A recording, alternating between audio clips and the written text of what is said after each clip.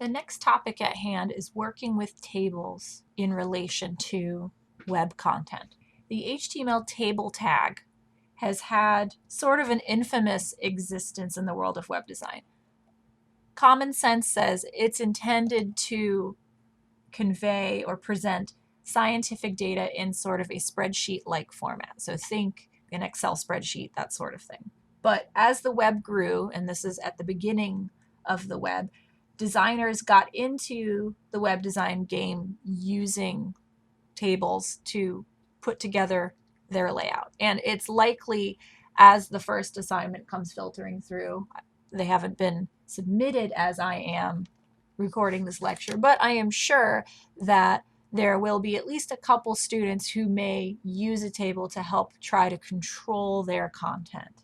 I'm going to let you know right now, tables are not a reliable way to control content, especially now that we are in the realm of websites that need to be flexible with the way that they appear on a web page. Think viewing a web page from a mobile phone as opposed to from a desktop screen. Now that CSS is around, this is a much more flexible design technique.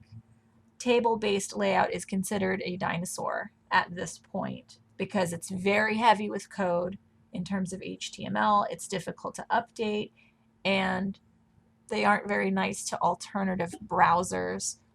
But tabular data is still used. We still need to present content in a table or spreadsheet type of format, whether it is a nutritional table or a menu or scientific data. So to produce a table, pretty simple. In the insert panel, there's an option called table in the first group. So when I click that, it opens up a separate menu. You can control the number of rows or columns. Rows are horizontal, columns are vertical. Table width, you can control this by percent or pixels. Border thickness, these are the borders between each of the cells that you can input content. Padding and spacing. Padding, and I know that this icon isn't very clear, but padding pertains to the space inside of each cell. So this little box represents a cell, and these little triangles are pointing to the borders of that cell. Spacing pertains to the space between each cell in relation to the other cells around it. I'm going to leave these blank for now, and this is going to give me 1 pixel of padding and 2 pixels of spacing by default. And if you want to change that, that is always something that you can go in and alter after the fact. Headers. This lets you add a line of bold or separately designed text along the left, the top, both, or none. I'll go ahead and click left for the sake of this demonstration. And the accessibility section. This pertains to anyone that perhaps is using some sort of assistive reading device to browse the web. So this can let you type in a caption, a description, anything that you like. I'll click OK. It will insert the table into my HTML document, and it will break down all of that information visually here. Here's my width, what sort of border I'm dealing with, my caption, which is visible here. T-body pertains to the entire table, and it's broken down into rows. TH is your header. If I wanted to type some content in, we'll say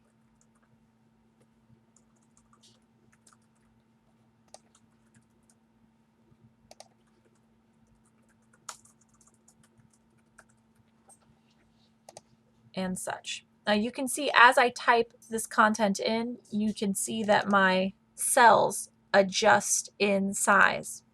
The reason that that happens is that I have told this table to only be 200 pixels wide.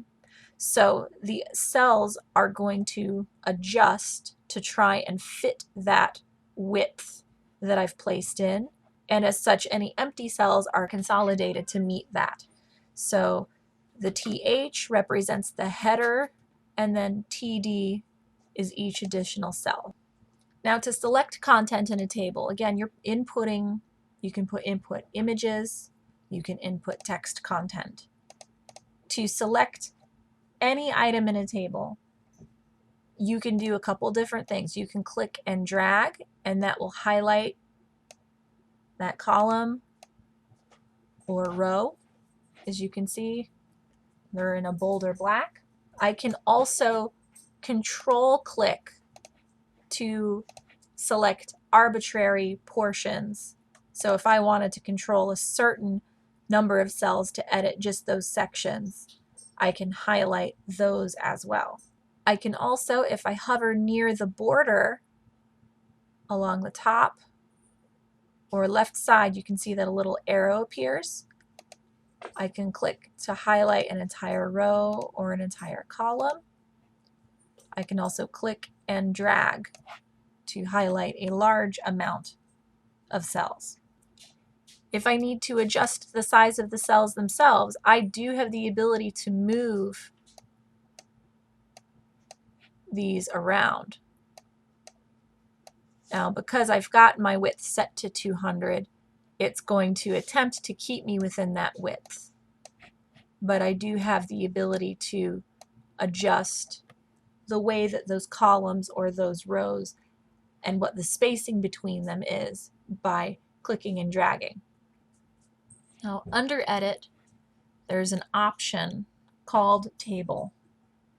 And this gives you some additional options to manipulate the shape or content of your table. But you also have the ability to get a lot of these by right-clicking and going to Table here as well. Now, if I remove the padding and the cell space and the borders, I can type in 0, or I can just remove the border section entirely. This will display cleanly, but it won't have a border separating the content. So if I go to live mode, it's still workable as a table, but it's no longer visible as a table. So it may just look like a list. Now when I click in my table, you'll notice that the Properties panel has altered to accommodate some of the information that I can edit or alter my table with. You'll notice that I have the opportunity to apply an ID to my table. It doesn't show that it's ID here, but it still gives me the drop down, and these are the IDs that are not being used on this page. Now if I just click inside of a cell, I get a different option than if I select the table as a whole. So keep in mind that that Properties panel may appear different depending upon where in the table I have selected. But I do have the ability to continue to alter. Maybe I want additional rows because perhaps I have an additional meat type that I would like to include. I could type in a new number here and it would add to the content.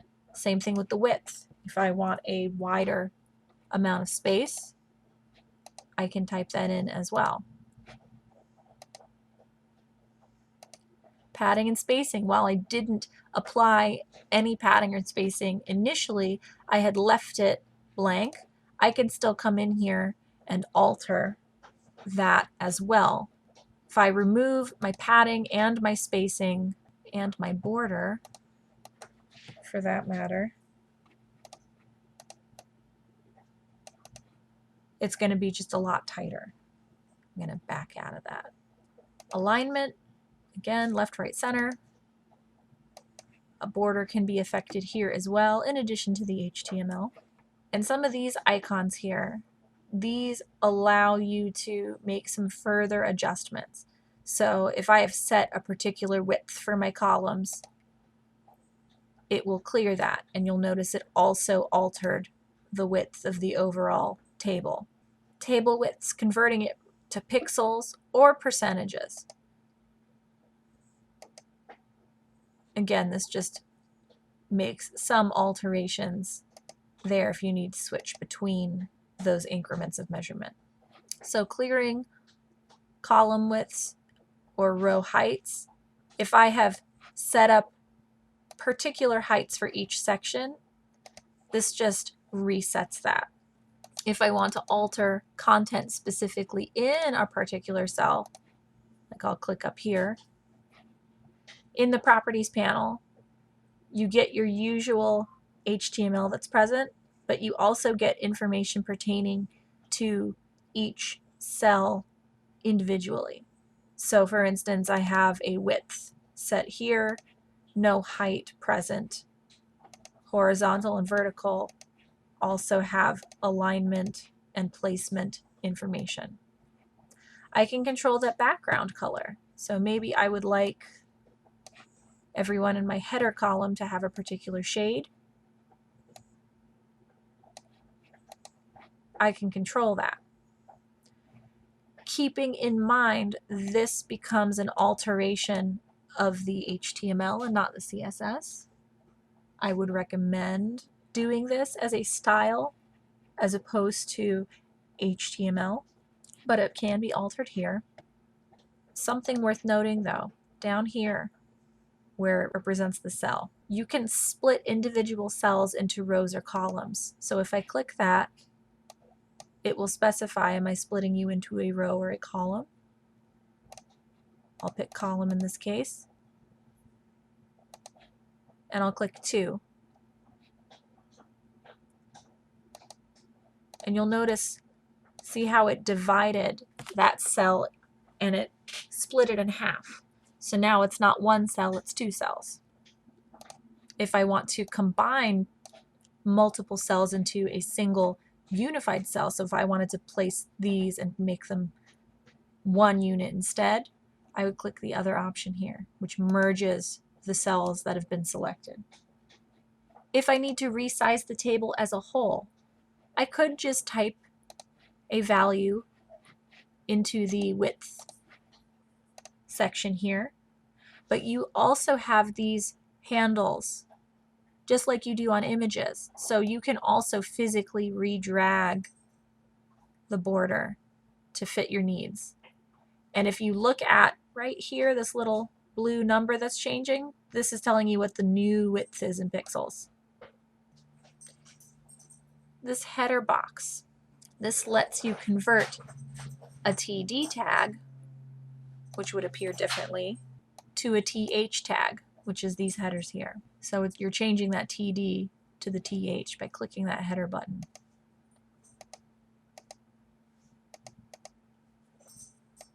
So that changes all of your HTML on your behalf to suit that.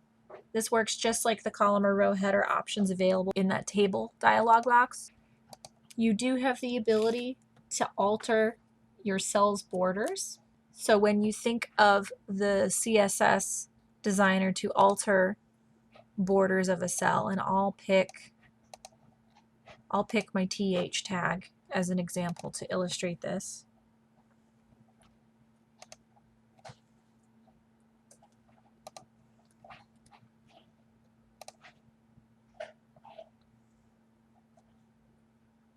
You can manipulate the borders of individual cells or the entire table should you choose.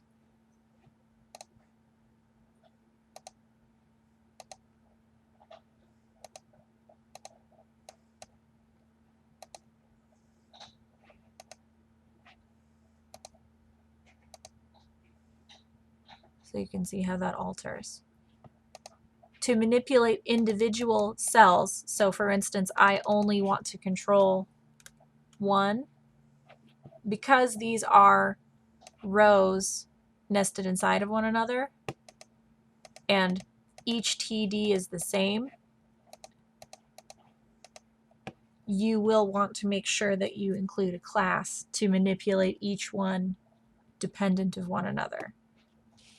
Now, something worth considering, something worth keeping in mind, is that the contents of your cells take priority over the width. So let's say that you have the width of your page set up and you know that your table needs to be a very specific width. So we'll say, too big. We'll say that your table must remain 400 pixels wide in order to fit amidst other pictures. But for fun, let's say that we place an image inside of that table. You'll notice here that while it still says 400, now it's saying that it's been pushed to 471. So even though you've set that width to represent a very specific size, it's being forced out of that size because of the graphic that I've placed in. And you can see that all these other items shrank as well to try and accommodate this graphic. An individual cell can't be smaller than the largest piece of content within it. So even though I set the table to be a specific width, or even if I had set a specific row to be a particular size, if the content is wider, it's not going to work. So you will want to take that into consideration based on what you choose to place within your table. A good way of maybe kind of crunching the math on this, and I'll back up here.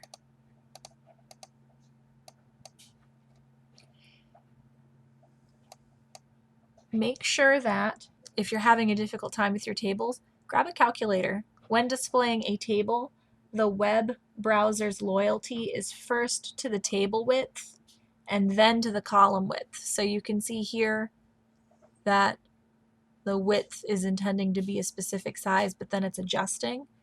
That's based on the border that I gave it. Just as you would with pixels, if you're using percentages as your unit of measurement instead, and I'll come up here and say percent.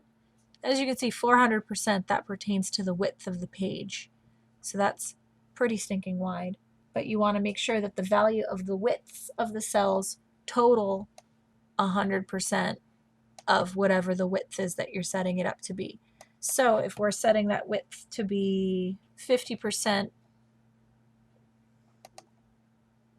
of the page space, that's not going to be so bad, but you want to make sure that the math matches based on what you'd like that to represent.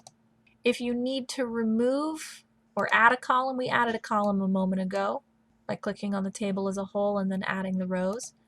But you can also click on a row, right click, go to table, and insert row or column, and it will add that in based on where you've clicked. You can see that because I had done so in the header or the heading column, that it added an additional column on my behalf. But again, you can always do it through the properties panel as well.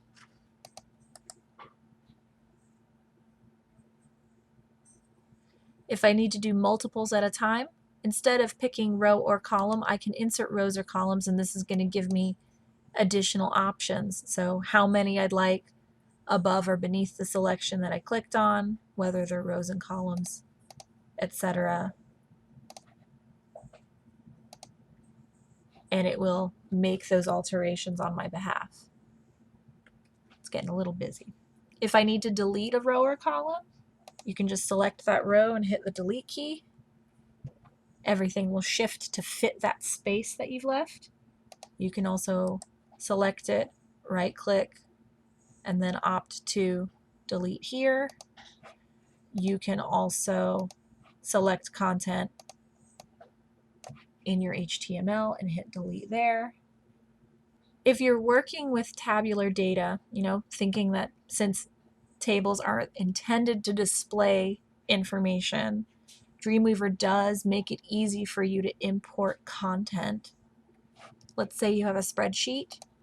You can go to File, Import, Tabular Data is an option, and it will ask you to find a file. So it will ask you to look for a delimited file type.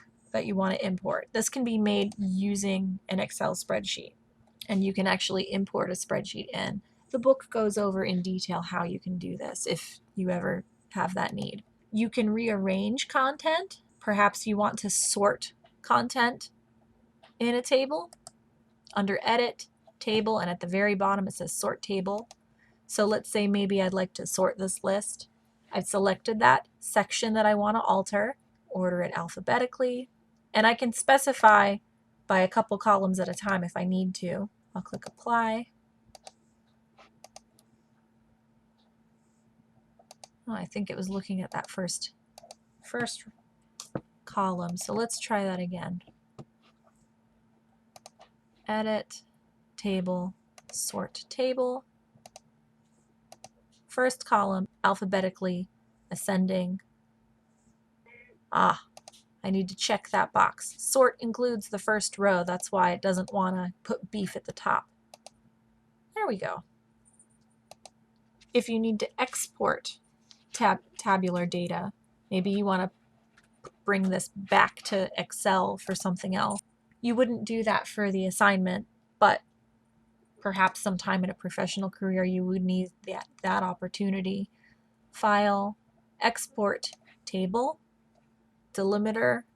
Tabs are used frequently, and it lets you know how to pay attention to the line breaks based on your OS.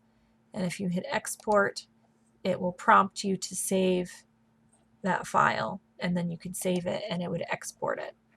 So tables aren't the most exciting way to organize information, but it's worth knowing that you are capable of putting that information together in an attractive way for the way that the web may need to display that content.